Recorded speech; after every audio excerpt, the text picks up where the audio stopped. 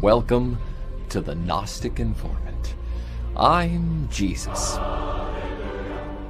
the Logos incarnate, and you are about to attain true Gnosis.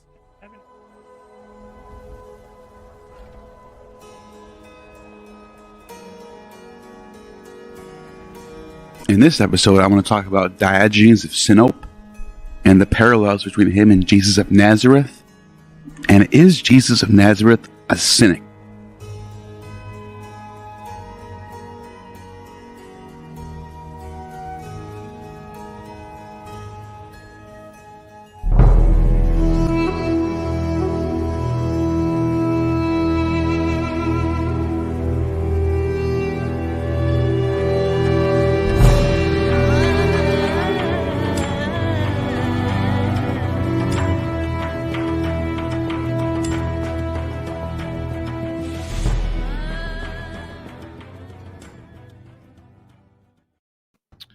Welcome back to the Gnostic Informant, and you are about to attain true Gnosis. And I'm back with Dr. Robert Price. How's it going, Dr. Bob? Oh, pretty good, except my allergies are giving me fits. If I go into sneezing fits and have to blow my nose, I can't help it. I don't know what it is. The new cat that we hired, or what, I don't know. But whew, boy, today's especially bad. Yeah, I get those two. It happens. So yeah, let's talk about Diogenes, a 4th century BC philosopher, contemporary of Plato. I guess they didn't get along too well. And we're going to talk about him, lay down who he is so everyone is on the same page. We all know who he is. And then let's get into some parallels between him and Jesus of Nazareth. So, Dr. Bob, you know about this guy, Diogenes. Tell the people who might not know at all who he is. Yeah, they know him, even if they don't know that they know him, because everybody has heard of this cartoon-like figure who went around either stark naked or wearing a barrel or a tub somehow, and giving people a lot of trouble, buttonholing people. In fact, he was and confronting them. Somebody, I forget who, said that he was like Socrates gone mad. And he and this fellow Cynics were kind of spiritual offspring of Socrates, as various philosophical movements of the day were. And his group, the Cynics, nobody really knows who ought to be considered the founder, because there are a couple of guys that would be good candidates. One of them was Diogenes himself, and cynic really means dog.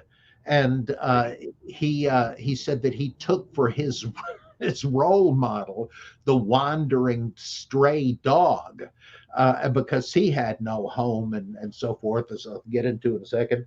But there's another guy named Antisthenes. Oh, and he was from Sinope in today's Turkey, the same town Marcion was from hundreds of years later. And Right. And the other guy, Antisthenes, was from Athens. And they were both self-consciously disciples, I guess you'd say, of Socrates, though I don't know if either had met him, but they were close enough that they could have been contemporaries. And if it was Antisthenes, they probably called the movement cynic because his disciples met in a place called the Kynosarges. I don't even remember what it means, but they Aristotle's disciples are called the Peripatetics, because they walked around as they discussed things, and the Stoics were called that because they met at a public porch, the Stoa, and so forth. So, who knows? Both of them would make sense, and we don't know which is which, but they largely agreed in their philosophy. So it ultimately doesn't really matter who invented it. So who was this guy? Well, he was a popular preacher, And this is Bob Funk used to say in the Jesus seminar that Jesus should be considered the first Jewish stand-up comic. Well, whether that's true or not, you could easily say that that's what Diogenes was, though he wasn't Jewish. But he really was a cynic in the humorous sense. And there were a couple of kinds of cynics as it evolved. Some were gentle and persuasive, like it says in First Thessalonians, when we were among you, we didn't exalt ourselves, etc. We were gentle among you like a nursemaid and so on. Well, some cynics thought that was the way to reason with people, but others were abusive. They figured that they'd be sarcastic and critical because nothing else would break through the shell.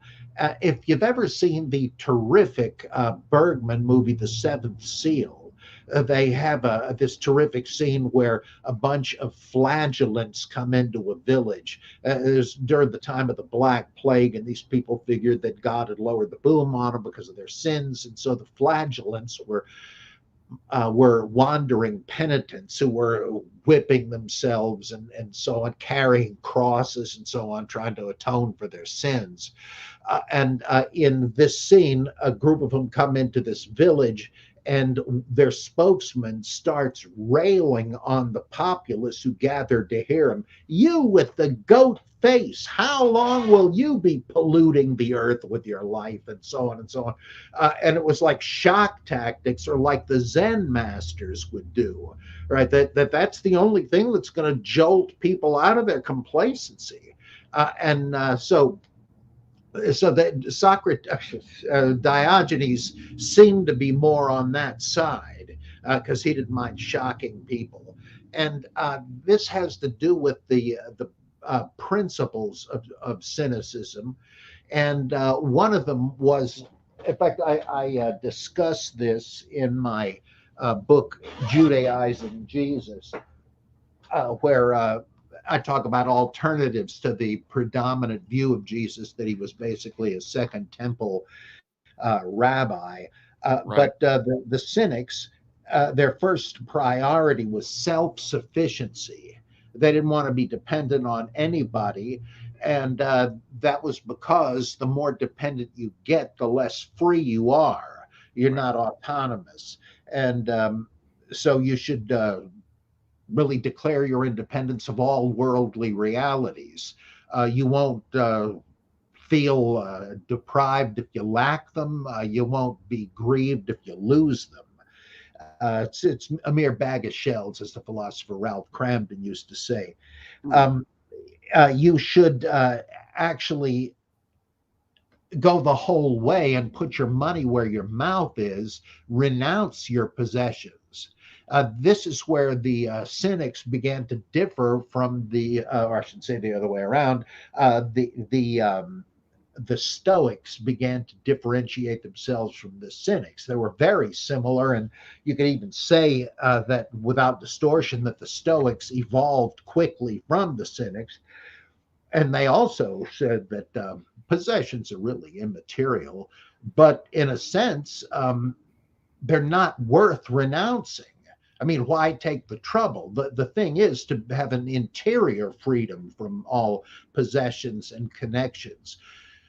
And that means that they're adiaphora, they're indifferent, irrelevant matters. So the Stoics sort of thought that the Cynics were neurotic for saying, I'm going to make sure I have no attachments. I'm going to get rid of everything. Well, you don't need to do that. It's just that you keep everything in proportion, the Stoics said.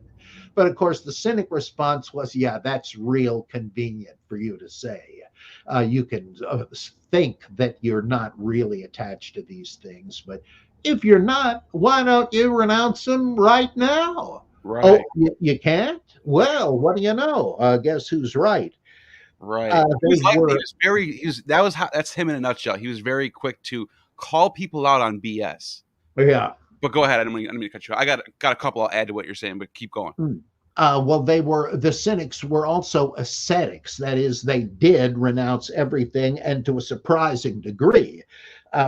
if you're really self-sufficient, well, why don't you do what Diogenes did and walk around naked? And Up in the lantern. Yeah, that's another thing I love about him. I'm convinced that's where Nietzsche got the idea for the mad prophet who went about Right. in the daylight. It has to be. And boy, talk about cynicism in the small c sense. People would ask Diogenes, "What are you doing? It's broad daylight. You're going around with a lantern." He said, "Yeah, I'm searching for an honest man." And they're pretty tough to find. I mean, whew, what an indictment! They're that rare. And Athens too. hmm Athens was like Paris. Athens was like the Yeah, mecca of all the culture in the world. Like he was walking around that place, out of all places. You know what I mean? yeah. That's just perfect. Because it's just like here's an instance of him being like Socrates, because somebody said, that's Socrates. He's the wisest man in Athens. And Socrates says, "No, I'm afraid you're wrong, and I'm going to prove it to you." And he went around buttonholing people that were thought to be wise and so on. And he asked them a few questions. "Okay, thanks." And he finally wound up saying, I know it was the Oracle of Delphi that said, "You're the wisest man in Athens." Okay. Well, he finally wound up saying, the Oracle speaks in double entendres. I guess she's right after all. I am the wisest man in Athens because I'm the only one who realizes he's not wise. Everybody else thinks they're wise, but they're a bunch of buffoons. There's an important saying about him that I believe you're going to bring up in another connection in a minute, where all he used to have with him was a wooden bowl to drink rainwater out of. But then he happened to see a dog lapping up water from a rain pool and said, "Gee, I guess I don't need this after all," and tossed it. He didn't need anything. Yep. And so he went around without anything and didn't think he was deprived, right? And he lived in a barrel in the middle of the city of Athens, in a barrel. Imagine whatever city you live in. Just picture your city downtown. Imagine there being a barrel in the middle and a guy just sitting there with dogs around him because he had a bunch of dogs, pets. That's how he lived. Go ahead. And that is part of another tenet of cynicism: shamelessness. Who cares what anybody thinks? Right. And if you've got reasons to do something, do it. And we're told that some cynics, I don't know if Diogenes himself did this, would urinate or masturbate or copulate in public. What the heck? They don't care. Why should you care? And if you do care, he didn't care that you cared. Wow. Let's see. Any kind of manners, any kind of social convention was artificial. And as the name sort of implies, conventional wisdom, well, everybody thinks this. You need to be free of that stuff, and including all the entangling things like being married, having a family, having a job, having a home, having possessions to guard, and so on. You got to be free from that stuff. I mean, this obviously dovetails some of the earlier ones. He said you should practice boldness of speech. I was just listening to something today where Steve Harvey said he was no longer going to do stand-up comedy. He was just going to stick to TV because of the cancel culture ruining comedy. And he said, well, Dave Chappelle is an exception to this. A lot of comedians seem to think this, but he doesn't because he's not dependent upon sponsorship. Right. Now, that's a perfect example of what Diogenes says. You should not say, well, gee, if I say this, I'm going to get into trouble. The hell with it. Who cares? If you don't mind what it's going to cost you. And what could this cost you if you're a cynic? And it's funny you bring that up because the school of the Platonic school, I guess you would say, so the school that Socrates started, there's a famous painting of, I should probably pull it up, the painting of the school. But Diogenes was seen as like an outsider of this school, and he would come in while Plato was giving speeches and sort of like pick on him a little bit. Like, for example, I guess Diogenes was comparing humans to chickens or something, doing some some sort of philosophical speech about human. So he came in with a chicken in his hand. He goes, "Hey, look, it's Plato's human." And like they all started laughing. And then he would leave, but like that's how he was. He would sort of come in and out of that school, but he wasn't exactly a part of it. He was sort of an outsider. Yeah, he's heckling to keep him honest. Yeah, exactly. Yeah, that I love that Yeah. because if you're offended, you really have to pick up that gauntlet and say, well, is he misinterpreting me or is he being more consistent than I am? Right. Because you can't just try to let it go and evade it, or people are going to see what you really are and what your philosophy is actually worth. And now this gets down to maybe the main thing that the Cynics had in common with the Stoics. They both said external hardship, any kind of events, they are wholesome. They're like that says in the Epistle of James. Everything that comes your way is a gift from God. It's offering you new occasions, new opportunities to be virtuous, to get your priorities in order. What is it that's upsetting me? What would really be tragic to lose? Well, I guess any virtue I have, that would really be the thing, and that nobody can take that away from me. Right. And It's like a logos in a way. It's like the logos. It's like the truth. They're pure truth, regardless of what anyone else thinks of it, regardless of your opinion or what sort of. It's just pure factual truth. Like this is the truth. And that's hard to actually come by, which is like what the logos is in a way. I guess. Yeah. You think that makes sense or no? Oh yeah. In fact, that's part of this Stoic version of this. They kind of demythologized Zeus. And they couldn't really take seriously all the old myths, so they said Zeus is really the logos, the divine substance, whatever, that permeates all things and governs all things. And so therefore you should recognize that nothing is coming your way that is not part of the divine plan. And what is that plan? For you to become more virtuous. So you should take it in that spirit and not gripe about it, but rather say, is this just stripping away from me things I'm better off losing? Why not?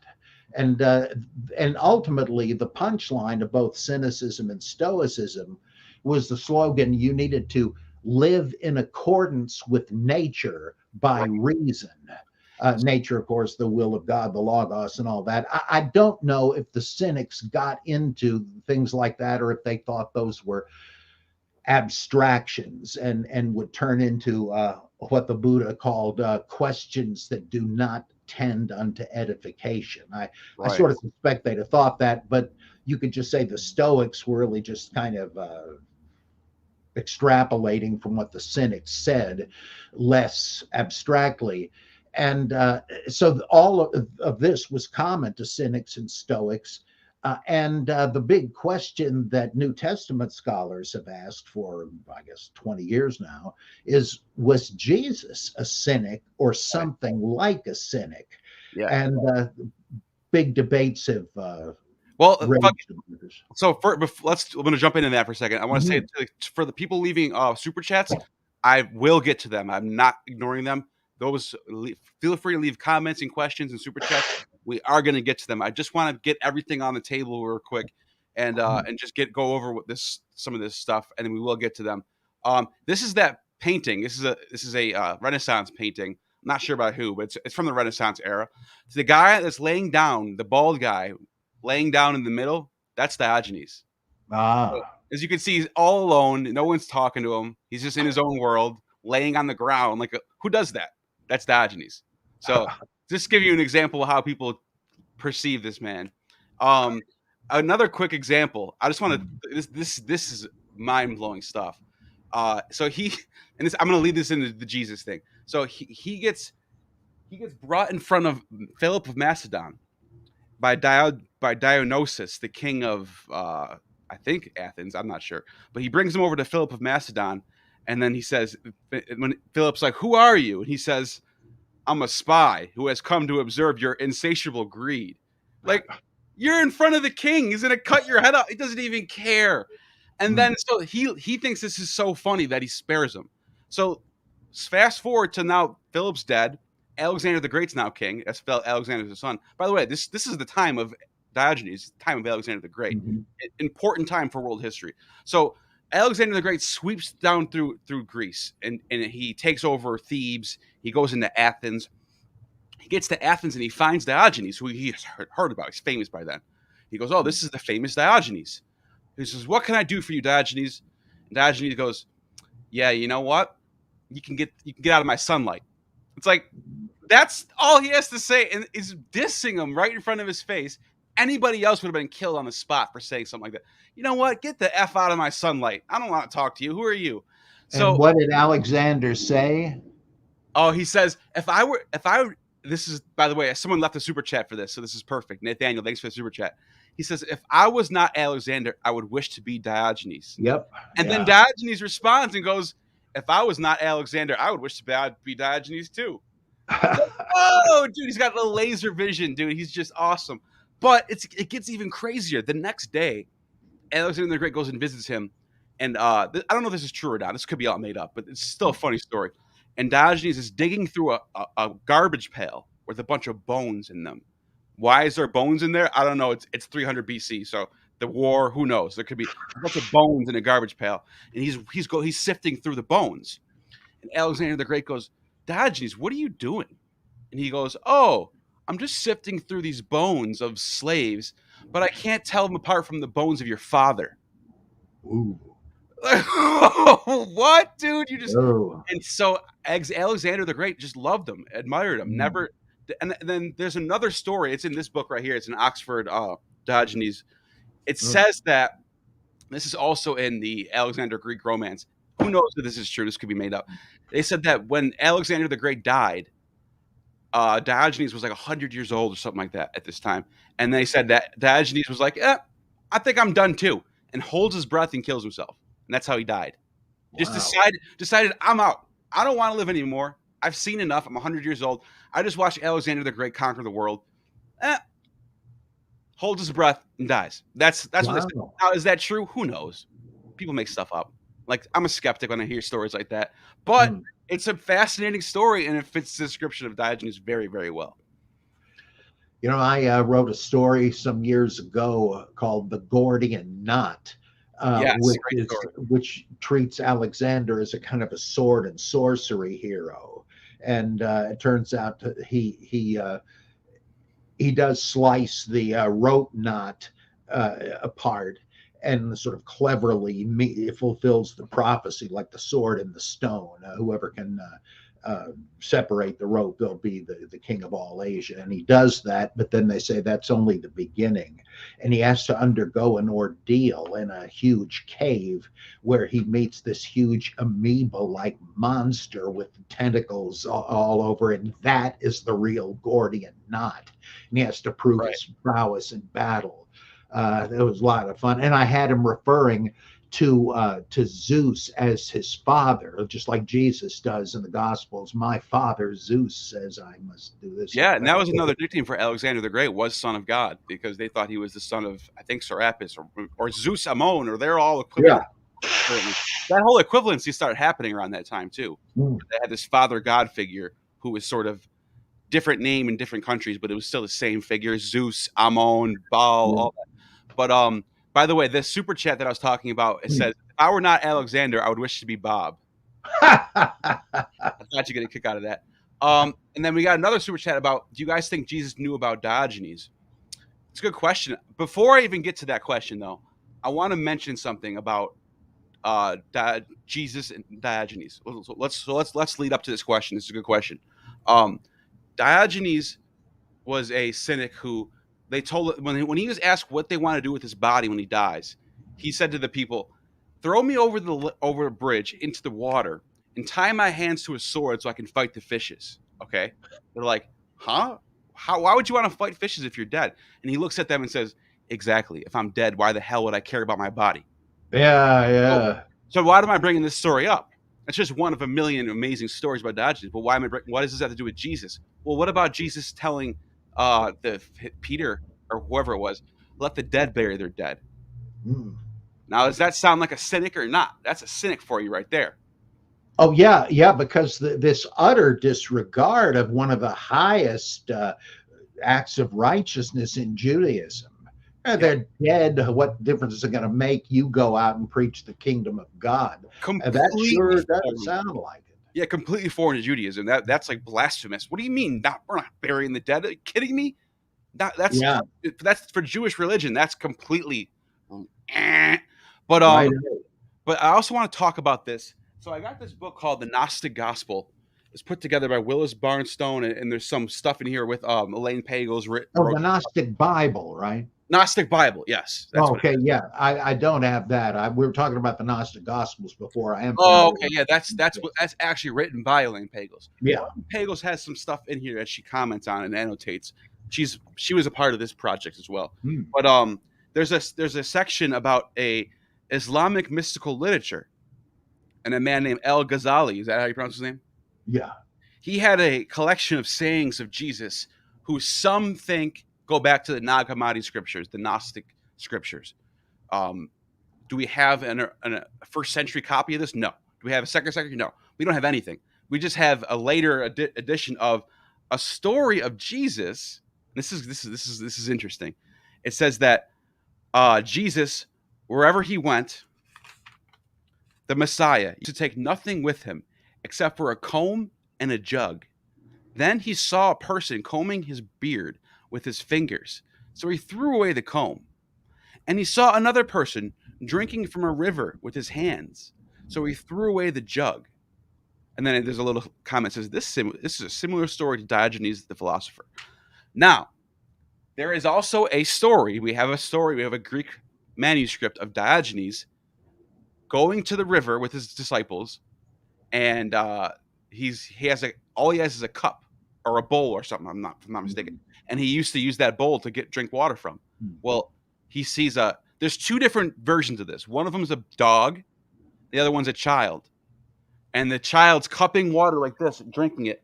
And Diogenes sees the child, or in the other story, the dog lapping it up. So he sees that and he says, "Oh, this is too much materialism." Throws it away. We just read that story that Jesus throws away his comb because he saw someone going like this to his beard, and throwing away his cup because he saw a child. The story is almost identical to the story of Diogenes. Yeah, I think that this does not go back to any Nag Hammadi document. It comes from the Sufi tradition. Right. They were, like all Muslims, big fans of Jesus, and it's speculated that they might have gotten these stories from Syrian monks, who might have gotten them from other early Christian sources, but that's really just pure speculation. We don't know. But you just reminded me of something that's really important that I forgot to mention. There's a legend of Saint Augustine. Now, I know this is 4th century. Okay, sure, this is later. The story goes as follows. Saint Augustine is walking through Italy or Rome or whatever, and he's is that where he's from? Where is he from again? Is that where Carthage in North Africa. Oh, okay, that's where it is then. Carthage. He's walking through Carthage, and he's thinking about the Trinity. And by the way, Saint Augustine wrote a treatise called On the Trinity. So the legend of how this story got written was he's walking through Carthage, and he's walking by the water, and he's thinking, how the heck could God be three? What does this Trinity thing mean? I don't understand it. He's pondering, he's meditating on the Trinity. And he looks down at a child scooping water into a hole from the lake. And he looks at the child, and the child goes, "What are you doing scooping that water into the hole?" And the child goes, "I'm trying to get the water from the lake into the hole." And St. Augustine goes, "You naive child, you can't get all that water into that hole." And the child goes, "Well, I can get this water into this hole faster than you can figure out the mysteries of God and the Trinity." And I just thought about that. I said, this sort of sounds like they could be using the story of going up to the water and seeing a child and getting a revelation from that. It could be. There's.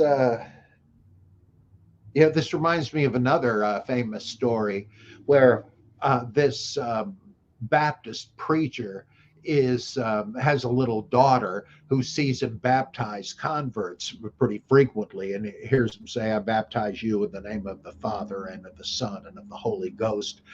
And they catch the little girl in the bathtub dunking her doll and saying, "In the name of the Father and the Son and in the hole you go," and dunking her into the tub.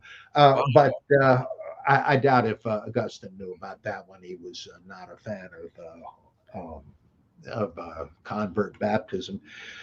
That could be so. It is interesting. It's something to Yeah. speculate on. It's not nothing I can prove, but it's interesting to see that even Islamic, Sufi, whoever it is, the fact that people are identifying the story of Diogenes and the story of Jesus and sort of putting the two together, to me, that's interesting. And Oh, yes, it is. And like I said, a lot of stuff that Jesus says, like let the dead bury their dead, do not carry about tomorrow. And he seems to sort of be a aesthetic in his own way. Yeah. There's conflicting traditions even within the New Testament, because he's always saying, give up what you own, sell it, and give the money to the poor. I don't believe you can find that in known Jewish sources. There's a lot of other things that Cynicism and Rabbinic Judaism had in common. For instance, consider the lilies of the field. They don't toil or harvest and so forth, and yet God spruces them up better than he did Solomon's. I mean, you find stuff almost verbatim the same as that in the rabbis and in the Cynics. But this idea of giving up everything, including your family, nobody says that in Judaism. So that sounds a lot like cynicism, and capital C cynicism.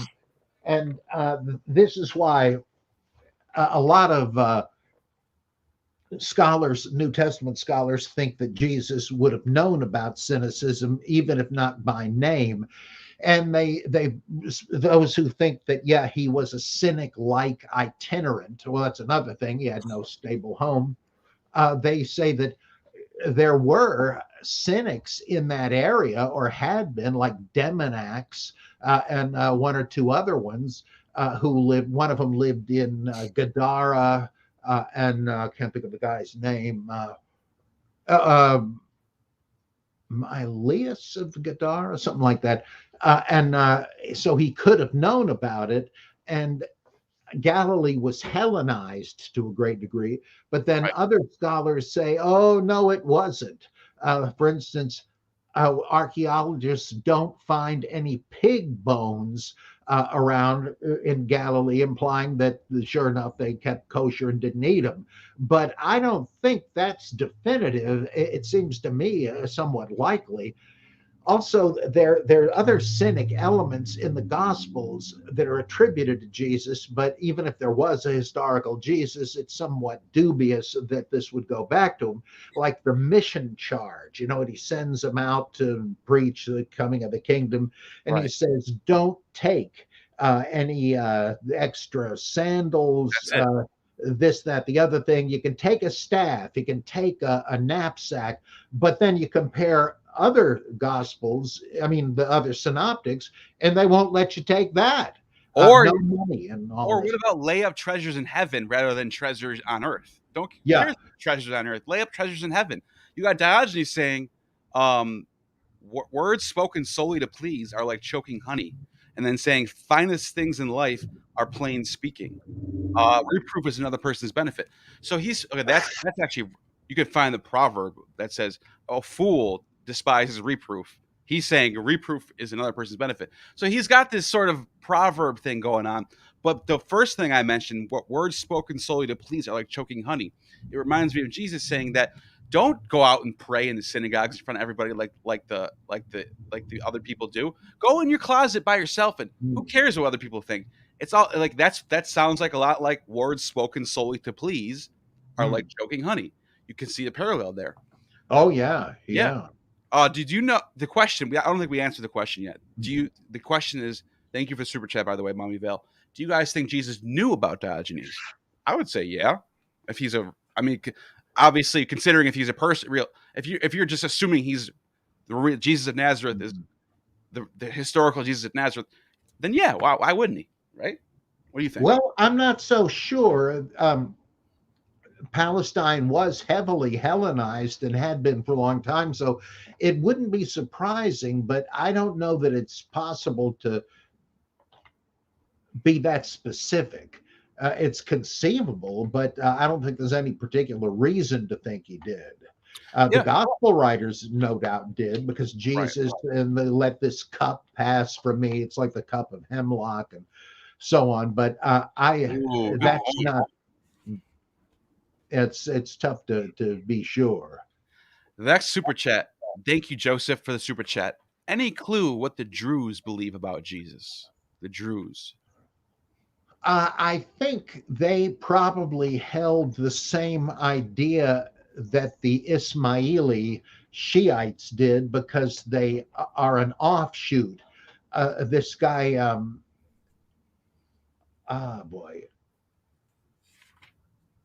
I'm forgetting. There were a couple of Druze revealers in Fatimid Egypt around the 11th century. And like all Shiites believe that though there are no more prophets after Muhammad, the firstborn sons in every generation in the line of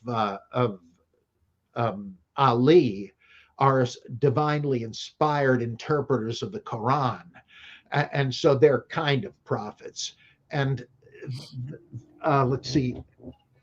And they began to think that God had sent prophets or revealers in pairs, that there would, in every generation, not every, but you had like Moses and Aaron.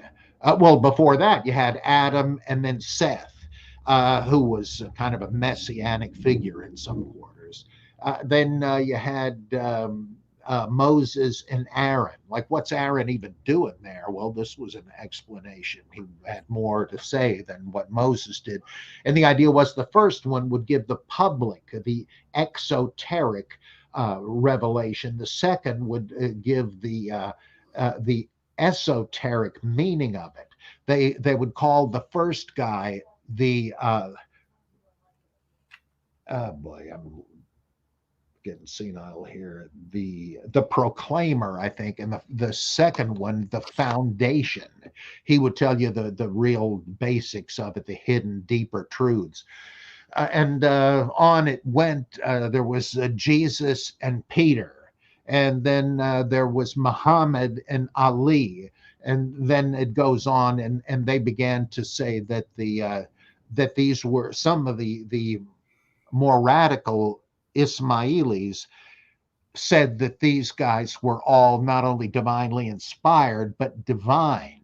And the Druze, this whole group was, this type of Shiite Islam was called the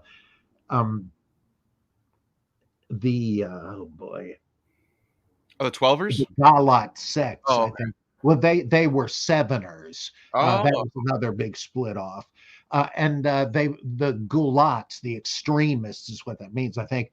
They began to say that Ali was God incarnate, which is like the number one sin in ordinary Islam. He can't do blasphemy, but they said, yeah, he was, and so were the Imams, the descended from Ali, and they began to say, well, okay, there a group called the Batanis said that the next group of interpreters after the Imam, because being Ismailis, they stopped at number 7, Ismail, and they said that the guys that came after him were divinely inspired oracles and also God.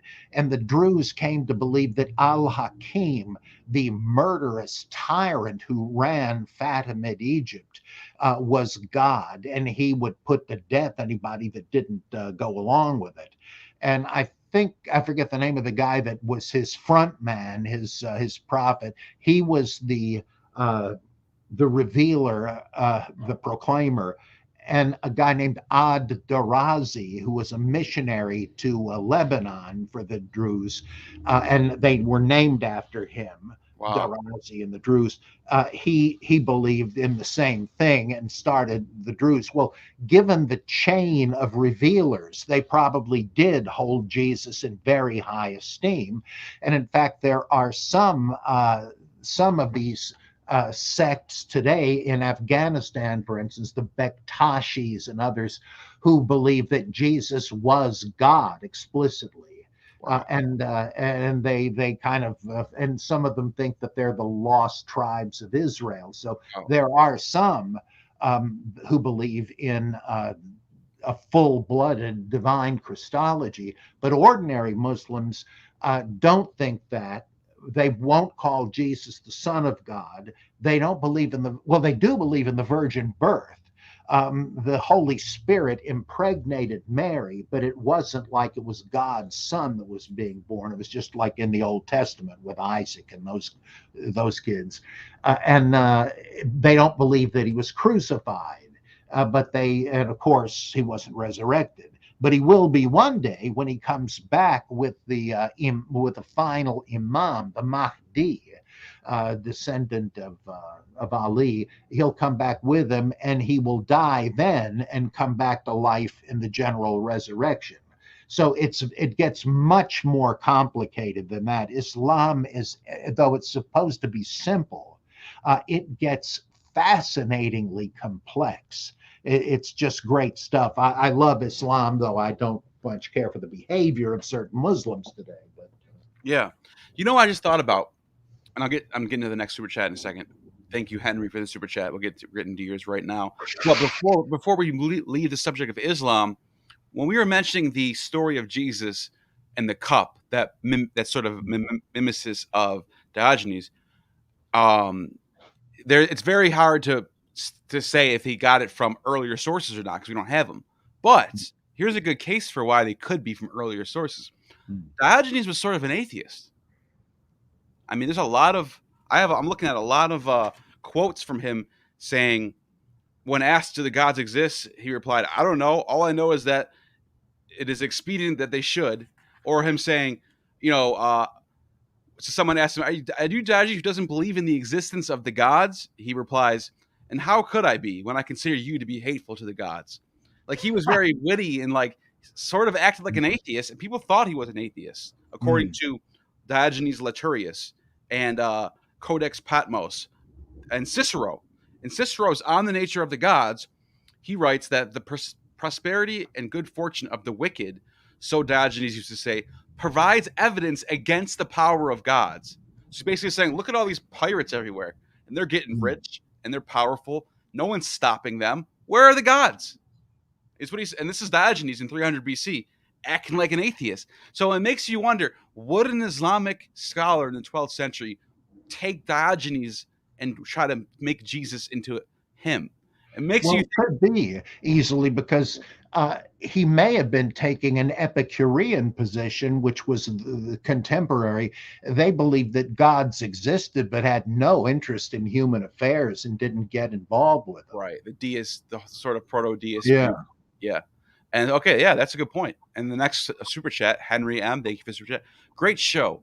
Could Jesus of the New Testament been a composite character? Oh yeah, that's very powerful. I think that's very likely, and nor is it a new view. I believe it was Frederick Farrar back in the early 20th century that wrote a book about that, and in fact, that in some ways is the most natural hypothesis, because you've got Jesus as the Jewish king Messiah. He's a wandering sage. He's the divine logos. He's a prophet. He, one thing after another, he sounds like a cynic. How could he have been all these things together? It sure sounds to me like he's a composite. Yeah, and you have a lot of, when you hear the story of Jesus, you're seeing a new Moses, a new Abraham, a new Joseph. But then not even just Old Testament. You're seeing, like we just mentioned, sort of a little bit of Diogenes in him, sort of a little bit of Caesar, Augustus, and Alexander the Great a little bit, like all these, maybe some Socrates. He's being Oh yeah. Socrates was killed and martyred. So it's like you're seeing all these. It's very likely that the New Testament writers, even if regardless of if he's existed or not, let's say he did exist and there was a real Jesus of Nazareth, they're taking this person who really lived and attributing to him is the all of the greatest human that ever lived, and attributing all the other great people to him as well, and sort of beefing him up to be God, basically God incarnate, which would make sense. If you have a God incarnate, you would do that. Yeah, the best of men, and that all but says you're choosing the best from all the various great people. Yeah, I think that's true. In fact, where do you draw the line between saying that various stories and sayings from various sources were attributed to Jesus? The line, I say, between that and saying Jesus was a composite character. It's almost two ways of saying the same thing. Yeah. Yeah, and the way Jesus comes off, especially in Mark, which is the earliest gospel, he's cursing fig trees. He's just acting super witty, telling the apostles, basically, you guys are a bunch of idiots. Come on, I'm showing you these miracles. What's wrong with you? Get it together. He's acting like a cynic, purely a cynic, especially in Mark, I think. Well, in Mark 7, the business about hand washing that then somehow passes over to kosher food. And he says, look, it's not what goes into your mouth that defiles, it's what comes out of it from your heart, nasty words and lies and all that. And he says, as for the food, what the heck? It winds up in the toilet anyway. I mean, depending on how you translate that, but that, if that's what it means, that's prime cynicism.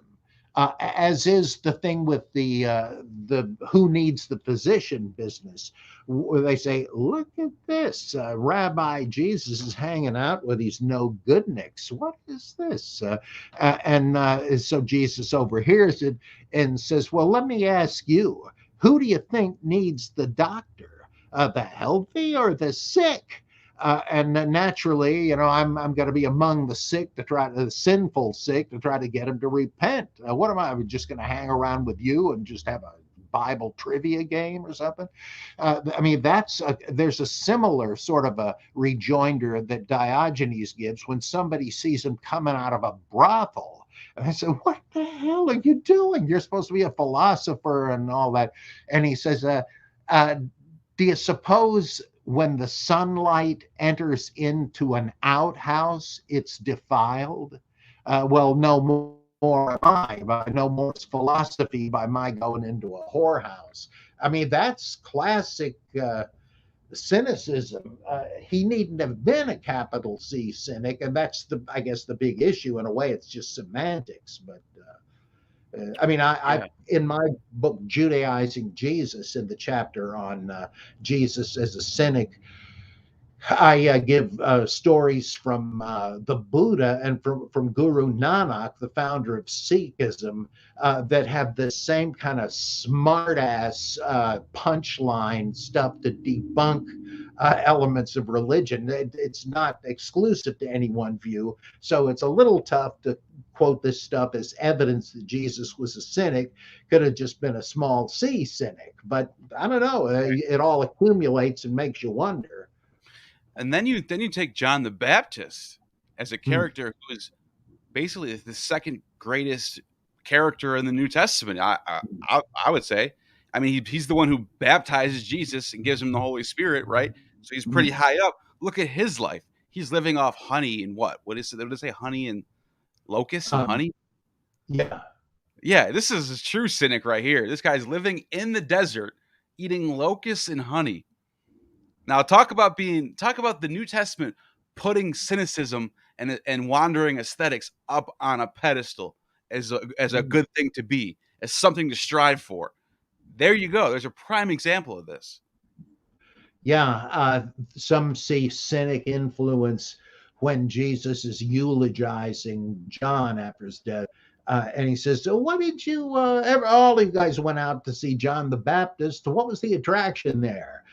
Did you go out to see somebody dressed in soft velvet and linen and so forth? No, people like that are in royal palaces. That's where you'd have to look for them. But this guy, he's an ascetic. And in another one, he says, you people can't make up your minds. John the Baptist came neither eating nor drinking. You say, look at this, he's a demoniac. But the Son of Man came eating and drinking. You say, look at this guy, he's a glutton and a boozer. Which is it? Well, that's interesting because it implies that John the Baptist might have been a cynic, or at least something like it, but that Jesus was not, that he broke with John the Baptist. But even there, like, I don't know that Diogenes would turn down a meal. He did beg from people. It's just that he obviously. Yeah. That's a good point, and I'm glad you brought this up because you just kind of changed my mind a little bit. Because Jesus is known to, when they're pouring out oil and going lavishly, and Judas is like, "Come on, we need to feed this to the poor," and Jesus is like, "Who cares? I'm here. While I'm here, you guys should spend it all on me. I'm the guy. Yeah. Like, I'm here now." So it's almost like a different type of cynicism where it's not exactly a wandering aesthetic, but it's more of like not caring about the riches, but at the same time, not trying to like preserve, not trying to be like conservative about them either. Like being I hadn't thought of that. That is a kind of a cynic, unexpected answer. right. Just look, she's doing me a favor. Why are you giving her trouble? You can. This is not the only day available to feed the poor. Right. And she's pouring out all this holy oil on his head and his feet. And they're all looking around like, oh my God, that's worth hundreds. And we could give that to and he's like, come on, chill out. It's not a big, I'm here now. Let's have a party. I'm Jesus. Let's turn some water into wine. You know what I mean? Like, it's sort of how he was. Like, it was a different type of, I don't know if you call it cynicism, but it sounds like it a little bit. Well, also what Judas or whoever, depending on the gospel, says is sort of like virtue signaling. It's like doing your acts of piety before men. And it reminds me of a scene I will never forget at Drew University during one of the commencements I was at. There were everybody had the cap and gowns on, except for maybe about 10 or 12 people who had Methodist liturgical robes, or albs as they call them, just sort of beige unadorned robes with a stole with designs on it. And I thought, what is this? What's the deal? And so somebody announced from the platform that these pious seminarians, because you had grad students, you had undergrads, and then there were seminarians. These seminarians have taken the money they would have spent on the academic gowns and just gave that to the poor or whatever, and just wore their liturgical robes. And I thought, you SOBs. I felt like I should have yelled out, be careful not to do your acts of piety before men, because that's just what they were doing. I mean, not only did they do it, that would have been okay, but you had to know about it. It's fascinating. The next super chat says, plans for episodes dealing with the Antichrist. Sin Dekul. Thank you for the super chat. I love that topic. Is that? Oh, do you know that? I'm not sure if I understand that question. What is he saying? I guess he's saying, do you plan to do one on the Antichrist? Oh, okay. Yeah, why not? That's fascinating. Yeah, and it says in Revelation and the Epistle of John that some Antichrists have already came. Well, who are they talking about? So we could speculate on who that could have been and what they're talking about. We could do that. That sounds like a good idea, actually. Oh yeah, I love it. Yeah, I did a whole bit on novels about the Antichrist. Really? It's called The Paperback Apocalypse. Interesting. We definitely should talk about that. I found another quote about Diogenes sort of be like entertaining atheism, and and so somebody who was very superstitious walks up to him and says, the Diogenes, I could break your head in a single blow. And then, which he retorted, and I, for my part, could make you tremble with fear simply by sneezing from the left. Apparently, that was like a superstitious thing that you don't sneeze to the left. Oh, So he's making fun of him, saying, "Oh yeah, you can break my head. Oh, I can make you tremble by sneezing to the left." It's like saying, "I will step on a crack and break your mother's back." Like he started making fun of the whole superstitious thing, which I think it's. I think he was way ahead of his time. Yeah. Oh yeah. But you know what else? Before I close out, there's a lot of similarities between Cynicism and Diogenes and the Buddhist philosophy. Oh, you bet. Yeah. Do you want to just go over that real quick, and then that'll be it? Yeah, the Buddhists of all stripes say your problem is craving. You can never find satisfaction in this world because nothing, including you, is permanent.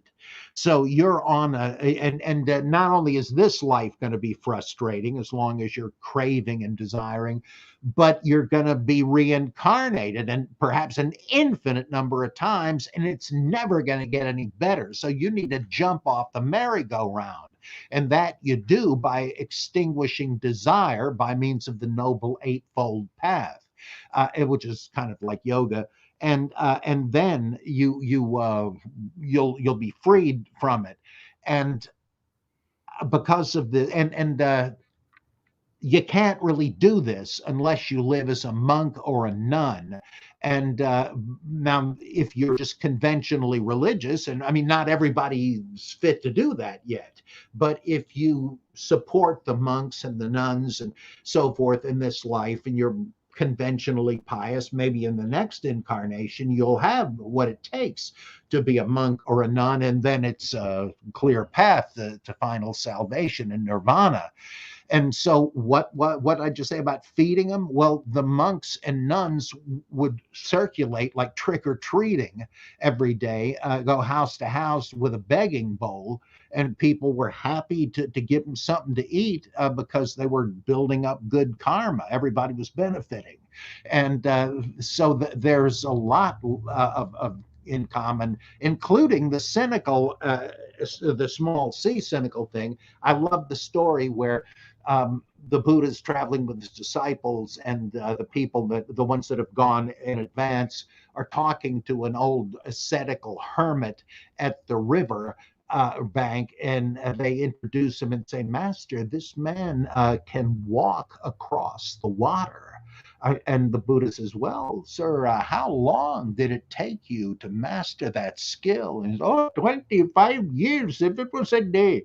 And he says, the Buddha says, "Gee, that's too bad, because there's a guy with a raft down there that would have taken you across for a quarter." That's right awesome. out of Diogenes, or might have been.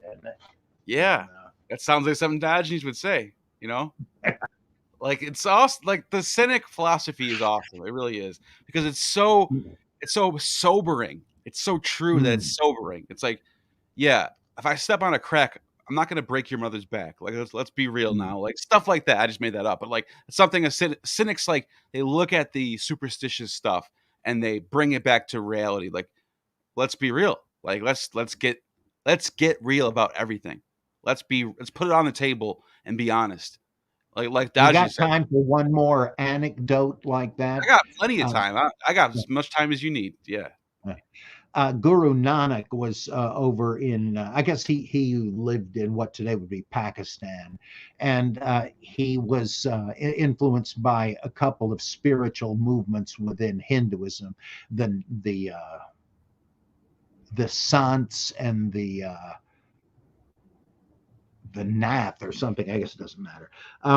And he's with his disciple, and they're in India now on a trip, and they see a bunch of people standing knee deep in the Ganges, cupping water in their hands and pitching it up into the sky toward the sun. And Nanak wades into the river, faces the opposite way and starts doing the same thing. And the others say, "Hey, what are you doing? You making fun of us?" And he says, "Well, tell me what you're doing. Why are you guys doing this?" We're sending water to our ancestors up in heaven. And Nanak said, what are you doing? And Nanak says, I'm watering my fields back in Lahore. And he says, because if your water can get to heaven, mine ought to be able to get back to Pakistan. I mean, it's just like you said, you're lampooning superstition. Right. And that's what I don't do.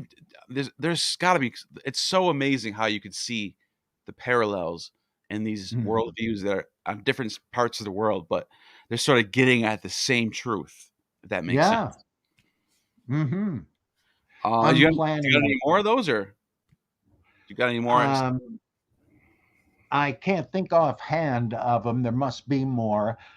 But I have the text of both of the Buddha and the Nanak ones. Oh boy, there's another great one. Come to think of it, doesn't make quite the same point, but it shows how reincarnation is like they have an answer for everything. Nanak and his disciple go into a village, and during the course of the day, they see two things. One guy is out gathering firewood and happens to step on a broken branch of a fallen limb, and it skewers his foot, and he's jumping around, yelling in pain. And it turns out this guy is a great benefactor. Everybody in the village liked him. He was helpful and generous and so on. But they also see a guy out gathering coal for his fire, and when he dumps out the chunks of coal, there's a piece of gold the size of your fist. And this guy was a bum. He was were you rotten kids, get off my lawn. And so the disciple says to Nanak at the end of the day, I don't understand, master. Did karma get it mixed up? You'd think that these guys got each other's due dessert. What happened? And he says, you don't understand. I see the whole picture. And he says that the guy that had his foot stabbed in a previous life, he had been such a rotten SOB that karma had dictated that in this life he should be impaled, executed with a sharp stake up your butt. But he repented, and in this life was so righteous, his punishment had been reduced to merely stabbing his foot. And what about the other guy? Well, in a previous life, he was a saint. This guy did good for everybody every chance he got. But this life, he backslid, and he was a bum, as everybody says. And it was fated that he would get a whole bucket full of gold. But he ruined it so much that all that was left was one lousy chunk of gold. Okay. Now, are you ever going to be able to prove that? No, but something like that has to be true if karma really exists. So there's loads of great anecdotes for various doctrines and so forth. I'm planning a book about the world religions. It's going to be unlike any you've ever read. It's going to be called Houses of the Holy. And I'm going to deal with the major 5 or 6 or 7 religions and all kinds of esoteric offshoots of them, and then several other religions that usually don't get airtime. And I want to try to show how all of us living in the same world with basically the same conditions and having the same brain structure, sooner or later, we're going to ask the same questions, and there's going to be a range of possible answers. And each religion is likely to have people that have decided on this or that option to solve a problem. And I think it's really going to be interesting. That is interesting. And the last thing I want to mention, I just pulled this up, is the Tao Te Ching. There's a lot of, I would say, some Cynic aspects in this as well, talking about just the Tao is like the finding the natural way, the being like water, and there's even a chapter where it says throw away, what is it? I'm trying to find it real quick. Basically saying like throw away gods and you will be more heavenly or something like that. Like throw away. Basically, it's like there's some. I can't find it right now. I don't feel like looking for it, but yeah, it's something along the lines of throw away your gods and you will be more heavenly and like be like water. Be what nature gives you. Like go along with the natural way. That is the Tao. The Tao. You know what I'm saying? If that makes sense. The nature, exactly as yeah. And we're told that the earliest Taoists were smart-ass, shameless cynics who would do anything in public. I don't think there's any contact, but again, you're going to always have some people that come up with the same problem and the same solution. Yeah. Here's one right here that's pretty good. The Tao, the everlasting Tao, acts according to the natural way. Therefore, there is nothing that it will accomplish. If kings and the nobilities can abide to their true nature and follow the great Tao, all things shall be reformed naturally. If during the process of reform desires arouse, I shall overcome with simplicity of original nature. With the simplicity of true nature, there should be no desire. With desire, one's original nature will be at peace, and the world will naturally be in accord with the right way. Wow. Powerful. This is how come in China you can be a Confucianist, a Taoist, and a Buddhist all at the same time. Yeah, that is very true. Because first of all, because Confucianism is sort of more of a philosophy than a religion, and then Taoism doesn't really care what you believe in because it's like the way, and then obviously Buddhism is Buddhism. So yeah, you could literally be all three at once, like you said, and I think that's plausible. I don't know. How fascinating. Very fascinating stuff. And I think this is something we will be exploring more going forward. And just want to make sure there's no more super chats before we close out. And there isn't any. And thank you for everybody who did. Thanks for everybody who's watching. Like, share, subscribe. I have a Patreon. Oh, yeah, Dr. Bob. Let everyone know where to go to find your work and your blogs and all that stuff. You could check out my website, which is Robert M. Price, no spaces or periods, robertmprice.mindvendor.com. There it is. I'm going to put that link in the description. I have it already there, but I put this together really fast. It will be there in the next couple of minutes. And you have just attained true gnosis. You have just attained true gnosis. Wait a minute. Something's going on. This stream just got hijacked. What's going on here? Hi. Hey. How you doing, Derek, please? That's all you got, dude? I'm just you came in right at the end, man. All right, Derek, thanks for coming on, man. I literally just ended a show with Dan. Oh, did you really? Yeah, I saw you were live. That's cool. I'm sorry. No, it's all good, dude. It's cool that you jumped on. It's probably surprised everybody in the chat. They're probably happy to see you. They're all laughing. I'm looking at the chat. They're all laughing. Who did you interview? Oh, we got another super chat. Perfect. Oh, it's Medalia. It's our good friend Medalia. I guess this is more of a curiosity as far as Judas being Jesus' twin in the Gnostic Gospels. Didymus, Judas Thomas, meaning twin. That's interesting. Dr. Bob, what do you think? I says, I guess this is a more curiosity as far as Judas being Jesus' twin in the Gnostic Gospels. The agnostic? Didymus, Judas Thomas, meaning twin. Because that is his name, Judas. She's right. Yeah, this various Syrian sources tell us that his actual given name was Judas. And since in Mark chapter 3, I guess it is, whenever Jesus goes back to the home synagogue, it lists his brothers, and there's a Judas there. but you can't give in to the temptation of thinking that there were only like 3 or 4 guys with any name in common in the ancient world.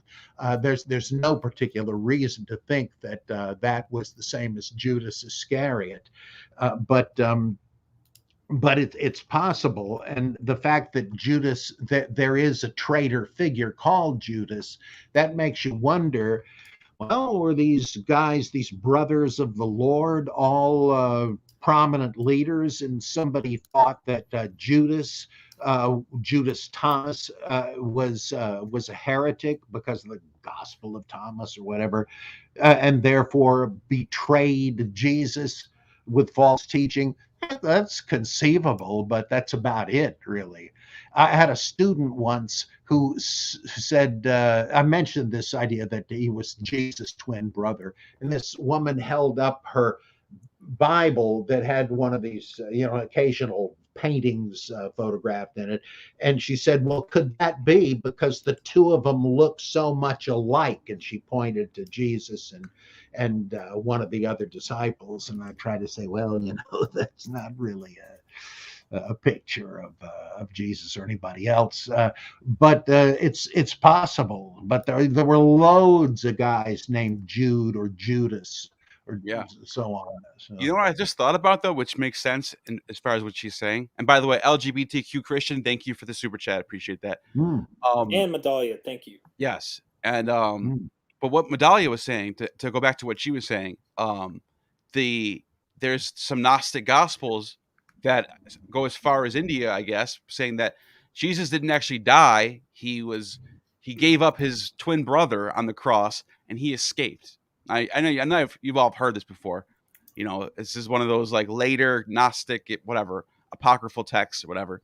But if it is his twin brother, the actual text says that, it's the Islamic text that says that it was Judas who died on the cross.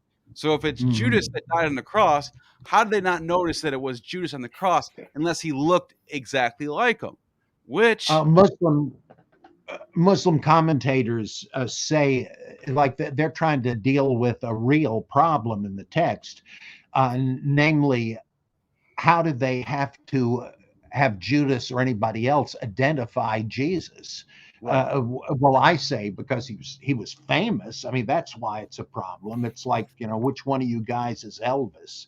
But they said that the reason they had to ask is all of them were miraculously changed in appearance to look like Jesus.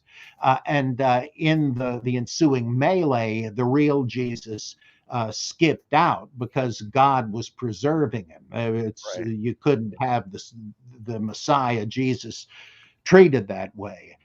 Now, some people have said, I don't know what they were, some sort of heretics, Gnostics, or whatever. Right.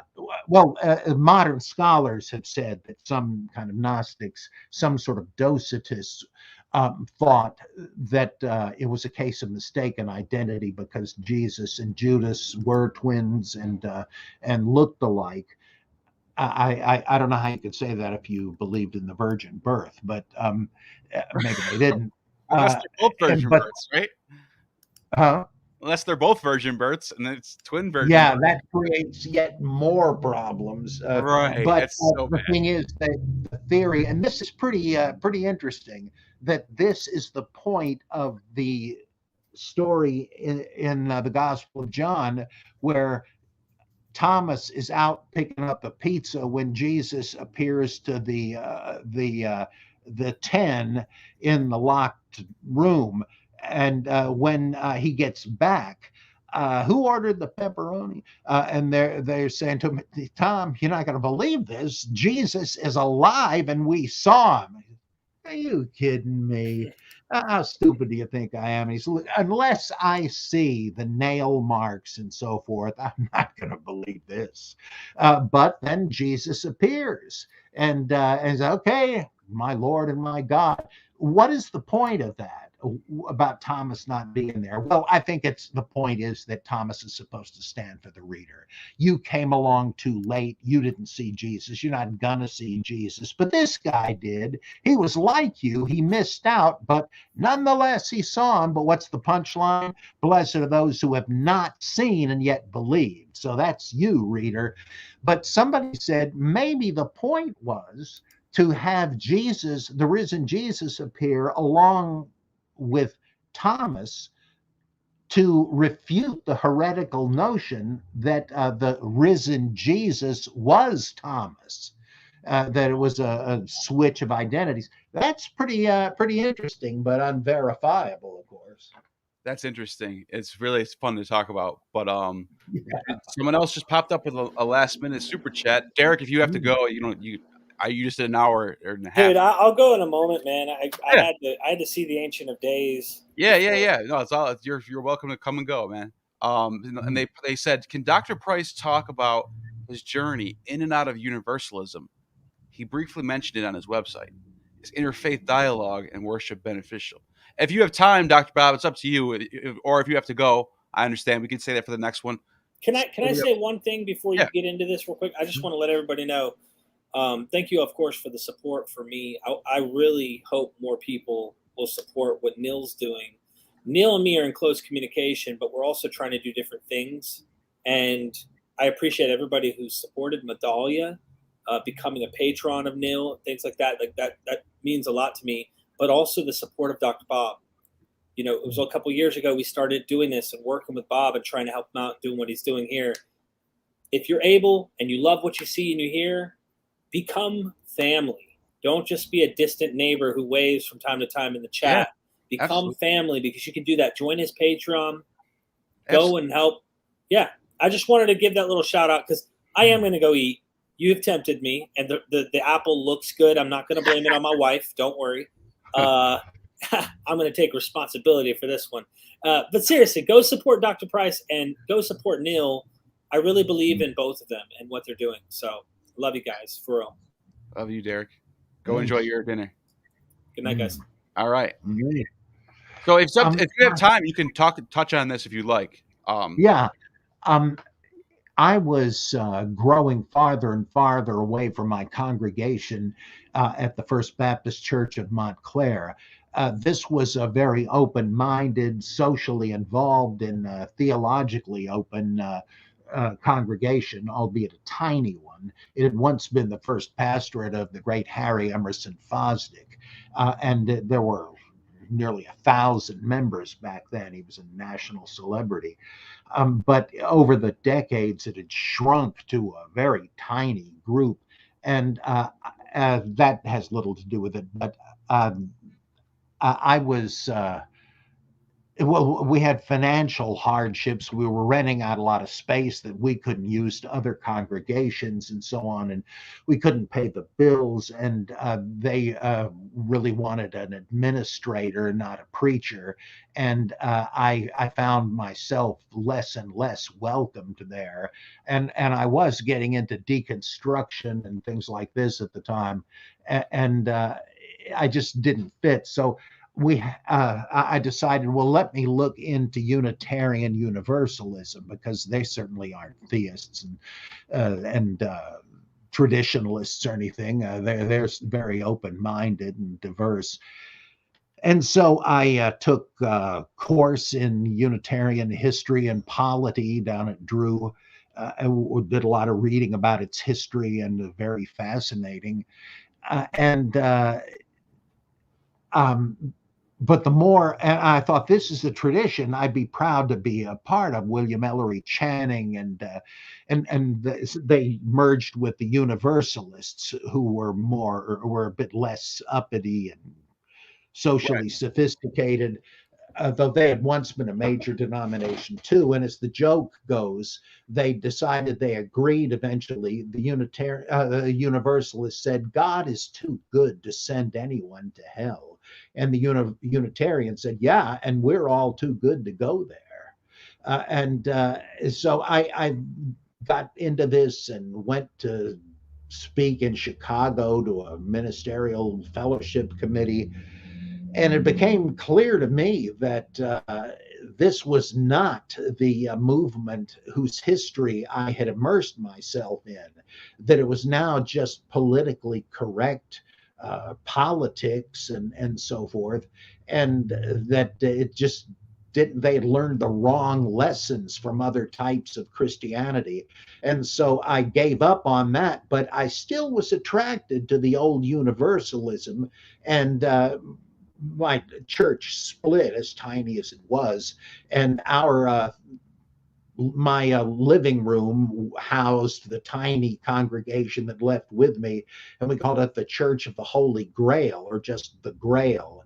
And I would speak for about 20 minutes or so, and then we would talk over refreshments for an hour or two. It was really great. But I had no connections with the denomination. It didn't want them. And then time came that Carol and I decided to move back to North Carolina, where we had lived for a few years. And that was that. We didn't have any semblance of church then. I began going to the Episcopal Church again. I had gone to one while I lived down there teaching. And so I went back. I figured, well, it's all liturgy. It's not really theology. I love that. So what the heck? I got along okay with that. But eventually I kind of stopped going to that as well. So I love the Christian tradition and the Universalist tradition, but I no longer belong to either one of them. That's interesting to say that, because the whole universalism thing, to me, I like it because it's saying something that goes above religion in general. Because here's what I got to say about this. You see a lot of Christians, they get really emotional about being saved by Jesus. Jesus died for my sins, and you see them, they're crying, like, I'm such a sinner, and he's going to save me. All I have to do is believe in him. Well, think about this. Think about how much more amazing, how much more emotional we should get if there was a God who just saved everyone. Just says, I created you, I made you the way you are, and I'm going to save you the way you are. If you don't get it, if that same Christian who believes in Jesus doesn't get more emotional for something like this, then you're selfish, because you're only crying for yourself. You don't care about everybody else. You think everyone else deserves to go to hell because they don't believe the same thing as you. Think about how nonsense that is. Think about how insane that is. And it doesn't make sense that a God who's outside of space and time, who doesn't understand that we're relative to the sun and the moon, months, days, years. The sun goes around the earth, or the earth goes around the sun. That's a year, right? So that's relative to our time. This God's outside of that. So this is a speck. This is like a split second, our existence, compared to eternity. So for an eternal, omniscient, omnipotent, omnipresent God to care about this little sliver, split, flash second that he can't teach his creation for an eternity how to do the right thing, or why this is wrong, or fix things, or get his own creation condemned, that makes no sense to me. And this is why this is one of the many reasons why I ultimately said, you know what, this thing doesn't make sense. I'm out of here. So universal. Yeah, I agree. Now there are fairly orthodox Christian universalists who would say, if Jesus died to save the whole human race, what if it worked? I mean, are you saying he tried to save the human race, but couldn't quite do it because a lot of people just sent back the check? It seems to me that it makes a lot of sense. Or the another big issue, God sending people to hell. That is so loathsome, to make God into the worse than Hitler, right? And so Absolutely. what do you do with that? And my response there is, well, of course they always say, well, yeah, but he doesn't really send anybody to hell. You choose to go, which is utterly ridiculous. It sounds like something Jen Psaki would say on her briefings. Of course, if God is sending people to hell, he's forcing them into it. It's an extrinsically imposed sentence. Well, why not say if God is going to do something against their will, why doesn't he just sanctify the poor bastards? So they put it off and never sought it out. But suppose God just said, well, zap. Now the channel will be clear. You'll see things my way, and you'll wish you always had, but you'll rejoice. And everybody will be. I'm a concentration camp survivor, and I meet Hitler in heaven because everybody goes, who's going to care anymore? Because now we're all in heaven, in paradise. So that would solve so many problems. But no, we got to stick to this medievalism. Right. And it's funny because when I was a Christian, I used to talk to my one friend who by the way, he's blocked me now because of because of who I am now as a skeptic, as a critic. Blocked me. Doesn't want nothing to do with me. He doesn't want to see what I'm doing. Doesn't want to hear. He just wants me out. Like, anyways, I've known this person since kindergarten. This is how close we were. And I used to talk to him at church. We used to do the podcast. We used to run the microphones and the cameras at the church. Huh. This is like, I'm a recent deconversion a couple of years ago. Anyways, long story short, I remember one time being like, we don't know, like Jesus died for everyone's sins. And then everyone who was in hell was supposedly, I think this is in Revelation, was raised up into heaven. But like the only difference is people after the gospel don't have an excuse because they now they know the gospel. Okay, fine. But then I used to say to him, but we don't know what's going to happen after Revelation, after the end, after the judgment. How do we know Jesus doesn't pull another one of those and save everybody? And he would look at me like, dude, no, you're going to hell if you don't believe this. Like he just did not want to hear that. That's just where they don't. Let's see, it's like this thing where it's like, I'm a part of this, and it's almost like you almost get some Christians who don't want people to get saved. They want to be distant. They want to feel like they are the ones who are going to live forever, and everyone else is wrong. It's this weird psychological thing that it's strange to me. It really is. Well, I think that there's a certain psychology to it that if they were to say, maybe Christianity isn't the answer for everybody, but other religions are. They may be adequate for salvation for those who believe in them. Maybe anybody who is not selfish, arrogant, self-centered, like somebody who's benevolent, a humanist, something like that. Maybe something else is just as good for them. They don't like that because if you say Christianity may not be for everybody, that not everybody has to be saved this way, that reflects back on them. Well, I'm in this because I have the guarantee that it'll work for everybody and everybody has to take the vaccine. But if it's not clear, that diversity is frightening. How do I know which is the right one for me? How do I know this will work? Because sometimes it doesn't seem like it is. No.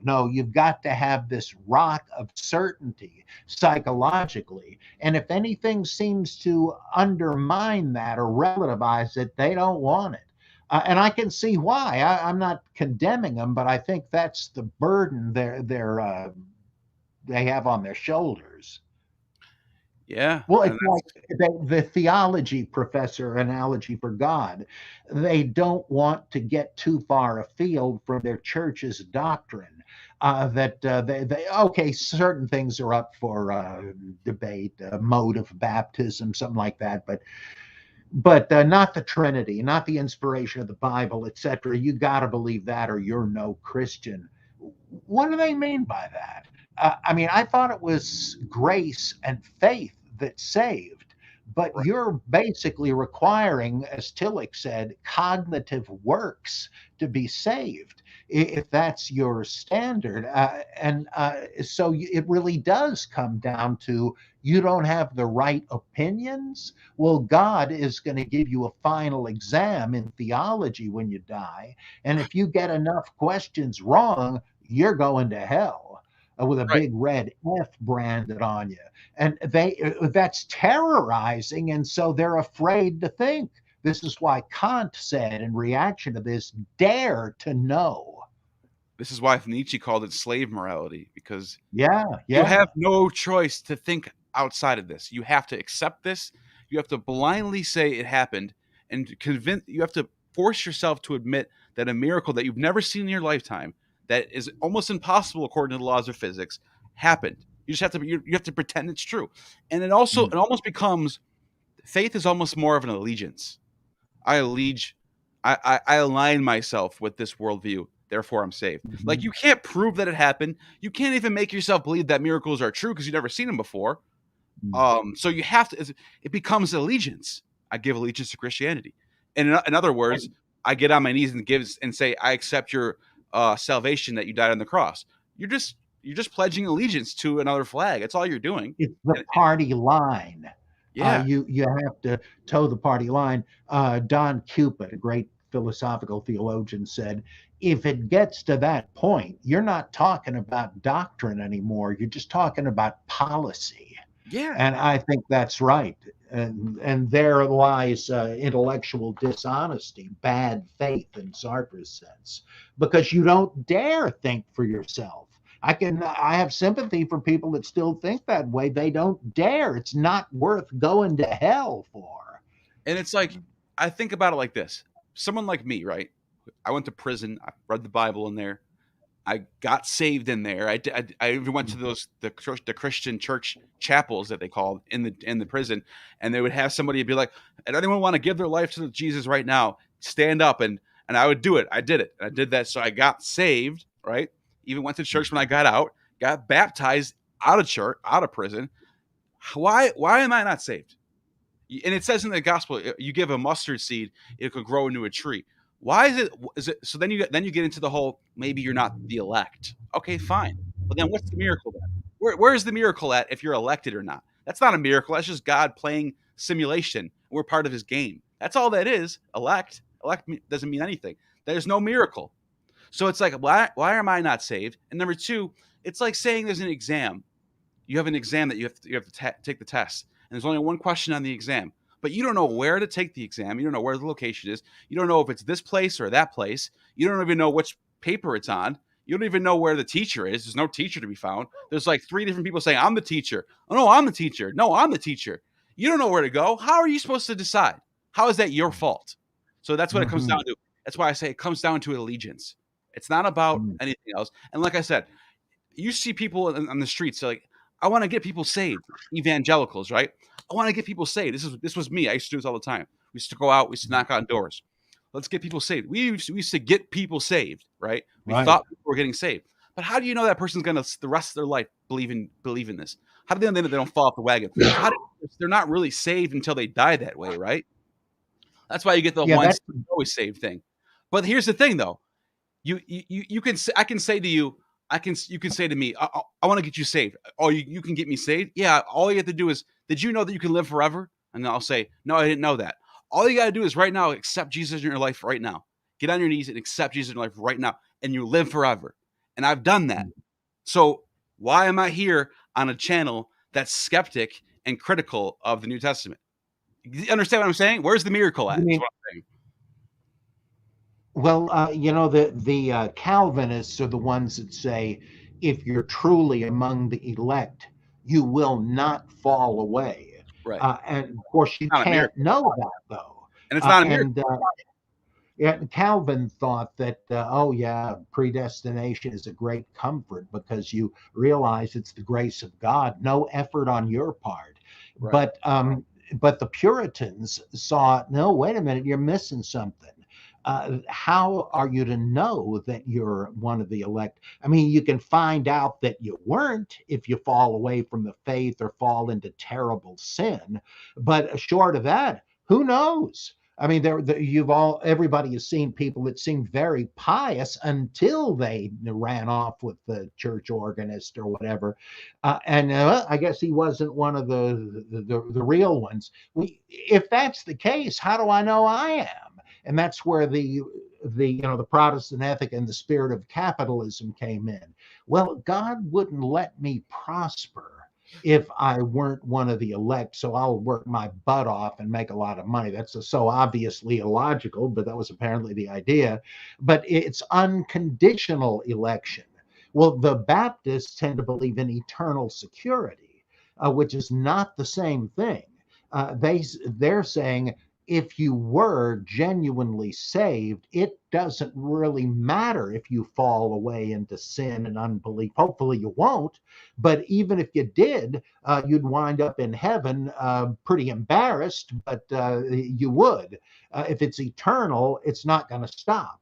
And they have a whole different view of it, but nobody, well, the Catholics have maybe the better view of this. They say it's an organic process of sanctification, and there's many a slip twixt the communion cup and the lip, that you may not wind up at the pearly gates, because you may stop taking the Eucharist, you may not believe anymore, and that's it. You're not a Christian. You're not saved. You won't be. And in fact, even if you do believe it, you're not saved yet until you do get to heaven.